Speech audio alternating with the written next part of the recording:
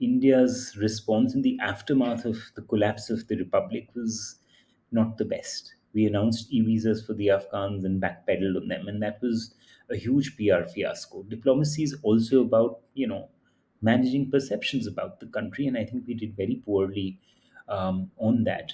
Be able to walk the talk that Jaishankar often talks about. You know, India sort of is committed to the Afghan people. We are a trusted partner. You've got to walk the talk, especially after what transpired in August 2021, where you actually left your friends high and dry.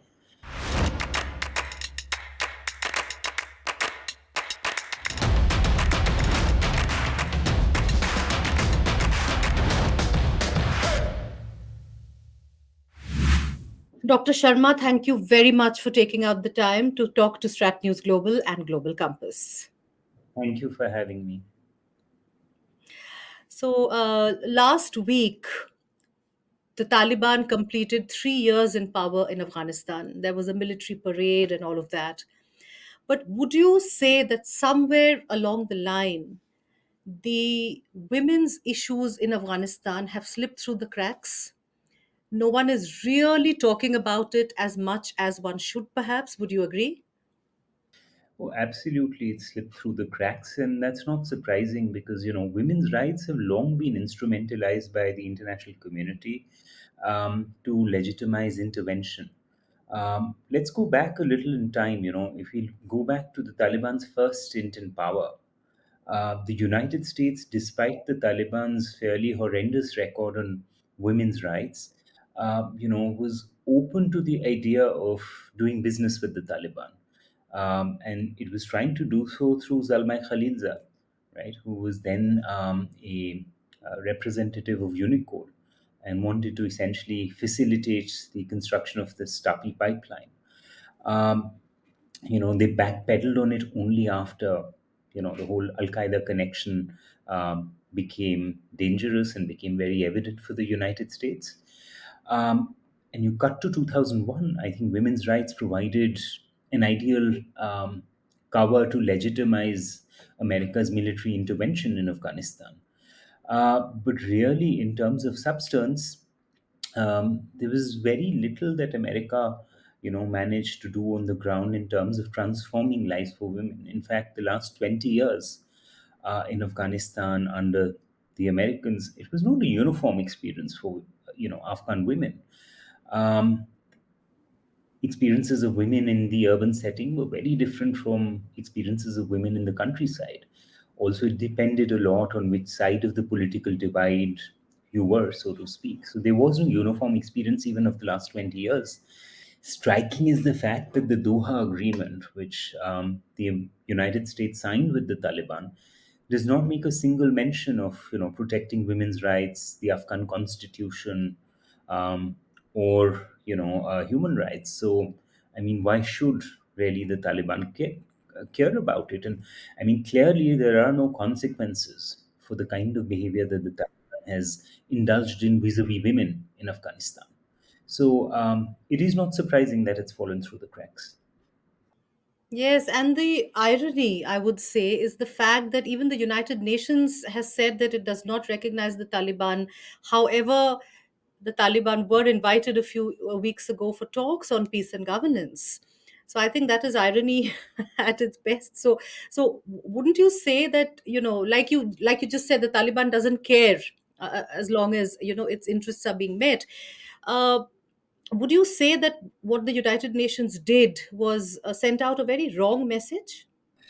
Um, well, I think the United Nations, like most other state actors, of course, is embedded in the context it operates in, the political context, and B, the United Nations and its policies are shaped in large measure by powerful member states, and that context is one where they find themselves in a situation where the Taliban essentially are the people in charge in Kabul, um, and they essentially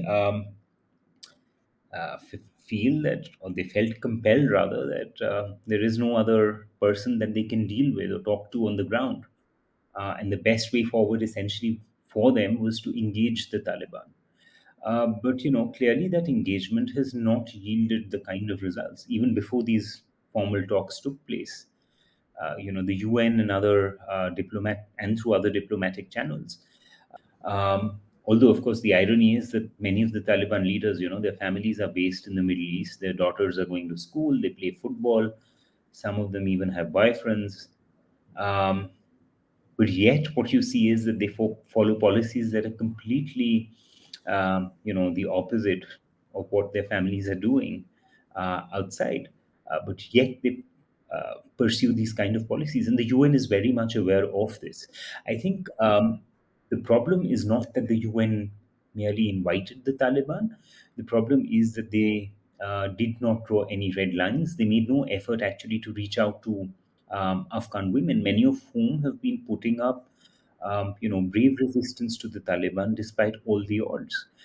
They have not, even in the talks, really made the Taliban accountable for, their actions towards Afghan women. So not only did they not invite them, not only did they not make an attempt, parallelly at least, to engage with Afghan women, even if they didn't want to have them over in the talks because that was likely a stumbling block for the Taliban. But they also did not engage with them parallelly, substantially enough. Nor did they hold the Taliban to account in the talks, and I think that's sends out a wrong signal. Absolutely. But I'm just going to draw your attention to this press conference that was held recently by the UN women's head in Afghanistan. You talked of the US not doing enough, but she cited some stories. I'm sure you've heard the press conference. She said that for the women over there was hope. There was hope that things would get better. And now these same women are saying that now I fear that things will get worse for my daughter or daughters. Earlier there was hope, now it's just the other way around. That's one. The second is she said that investment in Afghanistan will help the women of the country. I'm often asked, what can we do? What can we do to support women and girls in Afghanistan? And my answer is always this one key thing. We must continue to invest in Afghan women and girls. Nothing undermines the Taliban's vision for society more than empowering the very part of the population that it seeks to oppress. Could you help me understand what exactly she could have meant by that? See, in principle, this may be a noble thought, but again, I think her information Practicality. seems very, to be rather fuzzy. And that's because where will you invest? What sectors will you invest in? Do you want to reinforce many of the low paying jobs that women will now be confined to?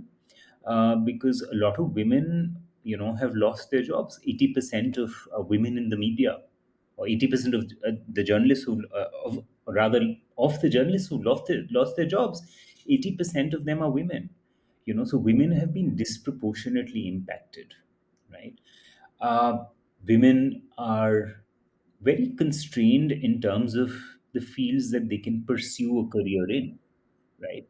Uh, the Taliban want them essentially in the police force, particularly the morality police, because they also want to enforce their version of building an Islamic society. They want them in industries like saffron picking, carpet weaving, farming, where women have traditionally worked always. They're still sort of going out in the farms and doing the jobs, and perhaps as doctors, right? But you'll hardly see women entrepreneurs coming forward. And that's not surprising because there are so many restrictions. Also, when you're talking of investment, is this going to be sustainable given that you've effectively barred women from pursuing education, which means you're actually not really churning out fresh graduates, whether it's doctors, whether it's engineers, whether it's, women wanting to pursue any other career path. What can the international civil society do? Do you think that's one reason why also people are saying, not talking about it so much, because they seem powerless, helpless? One, I think public memory tends to be very short. And Hmm. world essentially seems to have been first engrossed with the war in Ukraine and then in Gaza. Gaza. Afghanistan has been a war that has lasted actually for close to 4 decades, and particularly, since the Americans intervened 2 decades. So there is a sense of fatigue that has also set in terms of Afghanistan. So it doesn't have the kind of traction it did, and particularly in the Western world, the feeling increasingly is that, why should we care essentially about Afghanistan? If they want to wheel their women, that's, well, their problem. They got to fix it themselves. So there is a fatigue, there is a sense of disinterest essentially that has creeped in. In terms of what the civil society can do, um, advocacy is perhaps the strongest tool that civil society has, and that advocacy essentially must, of course, be in partnership with Afghan voices. It's very important for that advocacy to be rooted locally and not be done merely from Western capitals. I mean, you don't want armchair activists essentially doing advocacy. That advocacy has to be with activists who are working in and on Afghanistan, many Afghans. We were just talking about how several Western countries, have decided to not recognize Taliban, but China has, and China is talking to them. Now, given India's, if I may use the word, tenuous relationship with China, what do you think India should do vis-a-vis its recognition of the Taliban government? So, see, no country has actually recognized or given de jure recognition to the Taliban, not even the Chinese.